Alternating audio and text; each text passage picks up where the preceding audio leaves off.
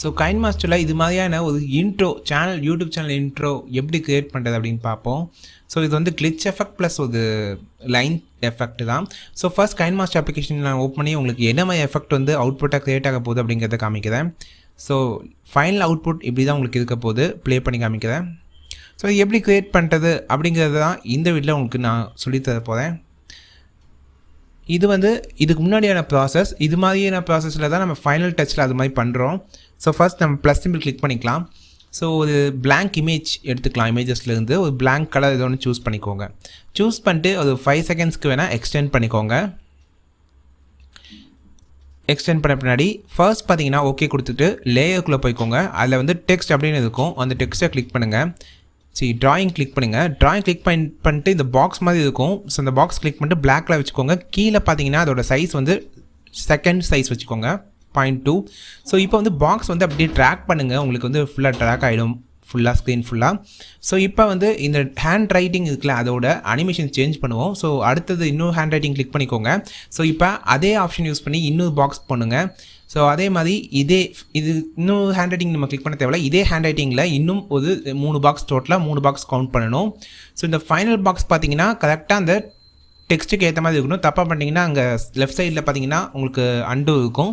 So final box, அதாவது 3வது box போடும்போது கொஞ்சம் சின்னதாக கரெக்டாக அந்த டெக்ஸ்ட்டு வந்து உள்ளே வந்து இருக்கிற மாதிரி சென்டரைஸ் பண்ணி போடுங்க. சென்டராக இருக்கணும் இந்த பாக்ஸ் ஆக்சுவலாக. ஸோ அண்டு பண்ணிட்டு நீங்கள் ஈஸியாக வந்து இந்த பாக்ஸ் க்ரியேட் பண்ணிடலாம். ஸோ இப்போ வந்து நான் க்ரியேட் பண்ணிட்டேன் இந்த பாக்ஸை. இப்போ வந்து ஓகே கொடுத்துக்கிறேன். இப்போ வந்து இதுக்கான அனிமேஷன் வந்து ட்ரா பை ஸ்ட்ரோக் கொடுத்துட்டு அதோட அனிமேஷன் ஸ்பீட் பார்த்தீங்கன்னா 2 வச்சுக்கோங்க. கீழேயும் அதே மாதிரி ட்ரா பை ஸ்ட்ரோக் கொடுத்து அனிமேஷன் ஸ்பீட் வந்து 2 வச்சுக்கோங்க. ஸோ ஓகே, இப்போ வந்து நம்ம வந்து அதுக்கான அனிமேஷன்ஸ்லாம் ஃபில் பண்ணிட்டோம். ஸோ அடுத்ததாக வந்து நம்ம வந்து டெக்ஸ்ட்டை வந்து இன்சர்ட் பண்ணலாம். ஸோ லேயர் கிளிக் பண்ணிக்கோங்க.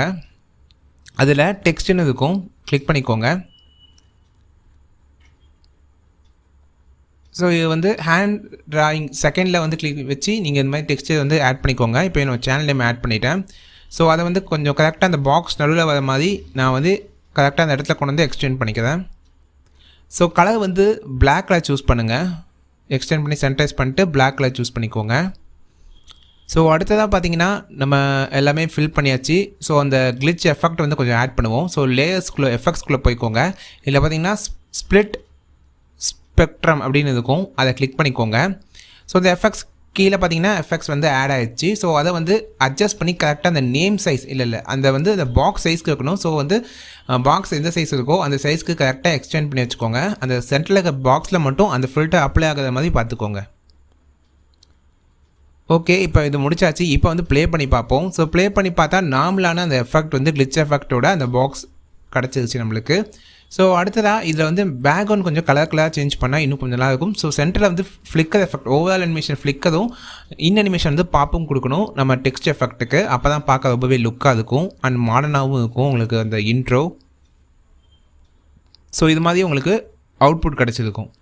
ஸோ அடுத்தது நம்ம வந்து எக்ஸ்டெண்ட் பண்ணிவிட்டு கட் ஆப்ஷன் யூஸ் பண்ணி மேலே இருக்க அந்த இமேஜை வந்து ஒரு 4ஆக கட் பண்ணிக்கோங்க.